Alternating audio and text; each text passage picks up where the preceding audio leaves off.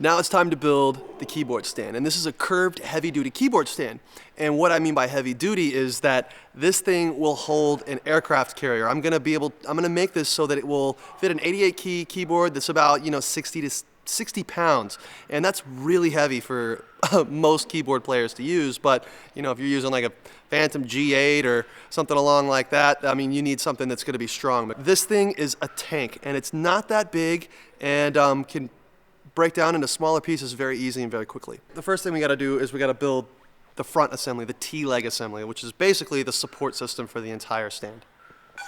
I'm going to use a 36-inch long bar, which should be plenty of support for an 88-key keyboard. Memory locks go on first. So what I'm doing is I'm pulling out a 20-inch bar because this is going to be one of my braces, because there's going to be two legs that come up this way. It's going to curve this direction. Now, and this is going to be the brace that I use to connect those two curved legs together and support the entire rack. So I'm going to use this as a guide for where I need to place the clamps for the legs. I'm lining up the outside of where this vertical pole would be to the outside of where the end of each tube is. I'm not going to use a straight bar in these fronts, but I want to make sure that these clamps are all going the exact same direction up. I want to make sure that they're both level, so it just makes it easier. Okay, so now I've got the positioning of the clamp where I need it. Now let's take our memory locks and lock these things into place. Now it's time to attach the 36-inch curved bars to make the front legs.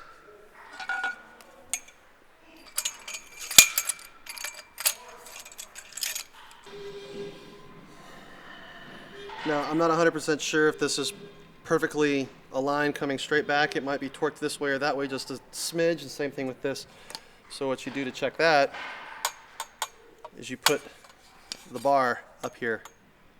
And if it goes perfectly at both ends and slides down just fine, that's what you need. It's torqued a little bit.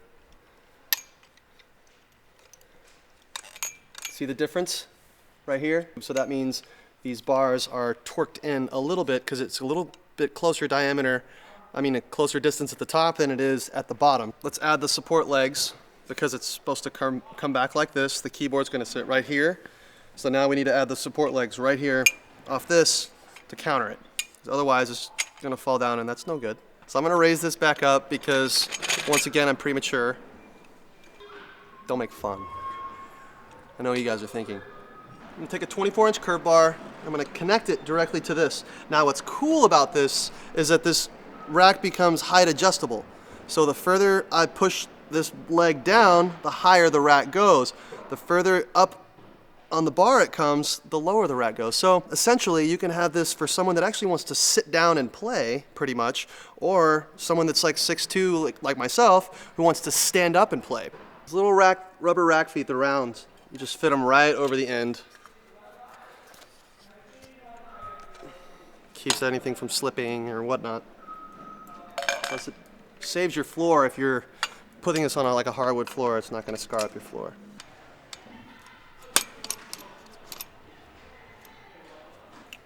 See how that kind of works out?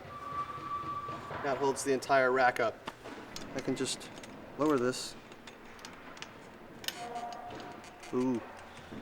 Yep, it raised it up. I went down too far. Now to keep these together so that they don't flange out like that, I'm going to add another cross support like this. Now this is great because a keyboard player can put their foot up there if they are really digging in.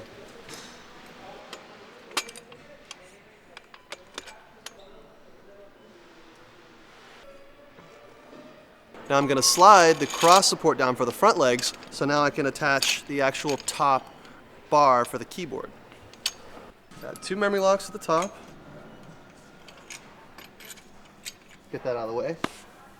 Now we're going to attach the quick release T-clamp.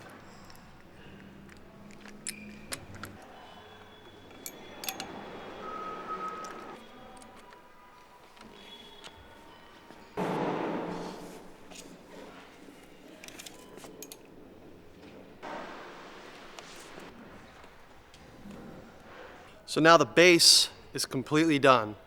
And now all we got to do is add the keyboard arms to mount to the main keyboard. So for those of you that are only using one tier, and you don't need to go any further than this, those of you that want to do a second tier, here's the next step. I'm going to add a right angle clamp to the front leg's crossbar. Now we're going to take a curved bar. This is a 24-inch. This probably will have to be cut down, unless somebody wants it that high. Since this is a backline keyboard rig, it's better to leave some length on it so that, you know, it'll accommodate to a lot of different people's needs. So now all we got to do is add another clamp right up here with a crossbar, 20-inch crossbar, another keyboard arms, and you got a 2-tiered keyboard rack. Voila, you have yourself a curved, heavy-duty, double-tiered keyboard rack. Now what's really cool about the upper tier is you can push it away if you need to, or you can bring it in, or you can lower it if you need to. You got plenty of options here. That's all the time for the show today. We're getting a lot of requests now for DJ and keyboard racks, and I just showed you guys 2 examples of how you can use Gibraltar outside of drums. I'm sure you guys can come up with a million different ways that Gibraltar can hold up whatever it is you need, because it's a structure, it's a framework, it's a way of thinking. Show us what you have. See you later.